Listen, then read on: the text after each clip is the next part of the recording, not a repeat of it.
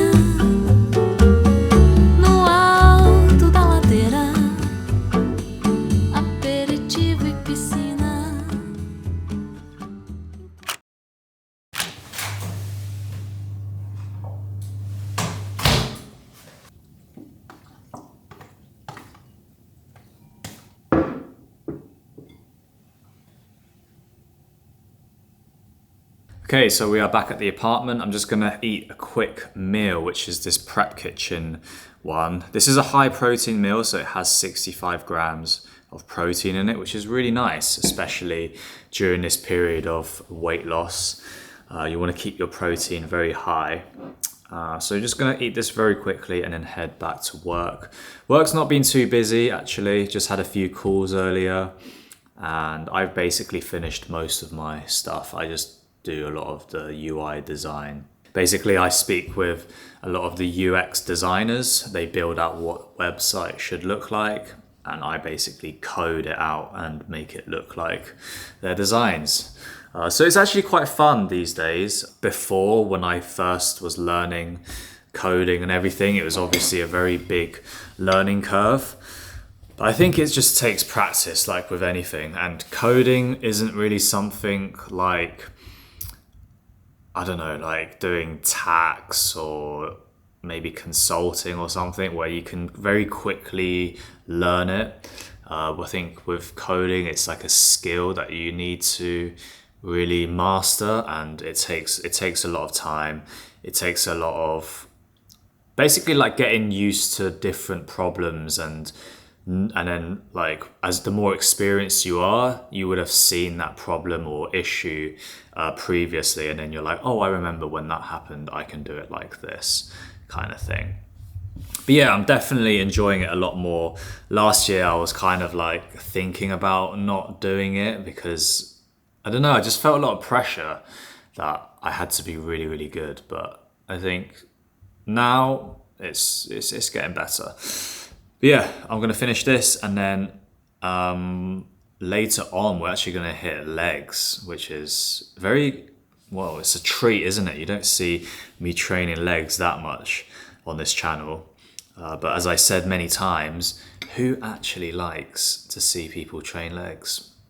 I don't. If you want to watch someone train legs, go and watch Chris Bumstead or something. Don't watch me train legs, but I'm going to train legs later, so I'll catch you then.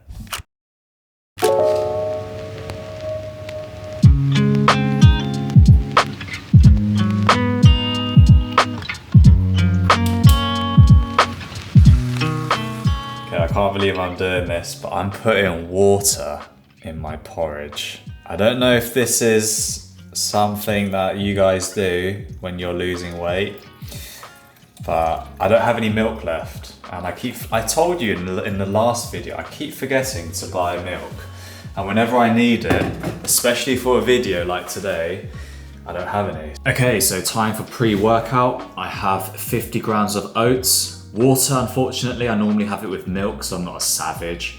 And because I had it with water, I added a little bit of maple syrup as well. Just 1 tablespoon, just so it doesn't taste horrific. And then I also have this pre-workout, which looks very dubious, very Shrek-like. I feel like I'm drinking like the swamp or something.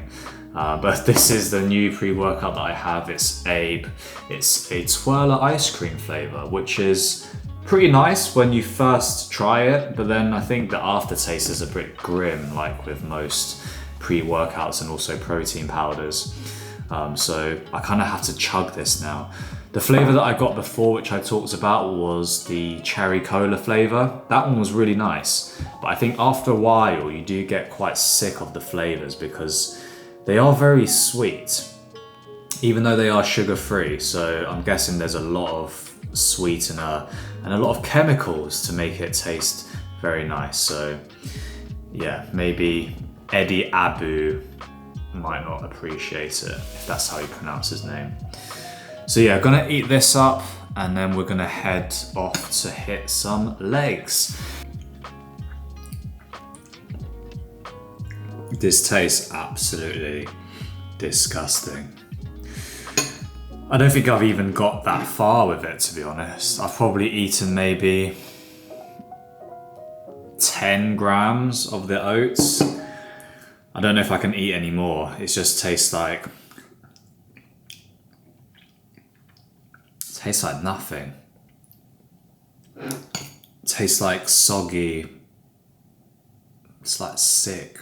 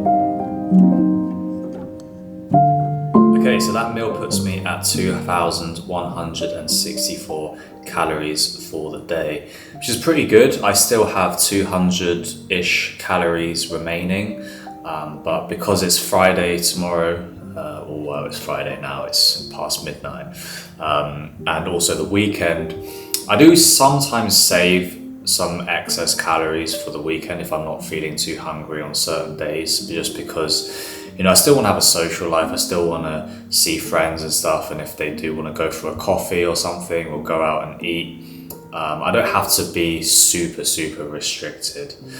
But I thought I'd also go over how I'm losing weight as well. I personally like to have Excel spreadsheets for pretty much everything I do.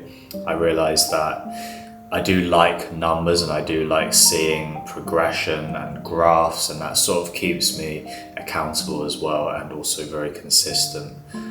So here, you know, in this part we've got our inputs. So just input our current body weight that we were at when we decided we wanted to start losing weight, our current body fat percentage. I estimated myself to be around 15% at the time. People said I was a little bit lower, but I just put 15% just to be prudent, you know. And my target body fat percentage will be around 11-12%. And I want to hit that goal within around 4 weeks or so. Maintenance calories you can kind of find online. There's loads of calorie calculators.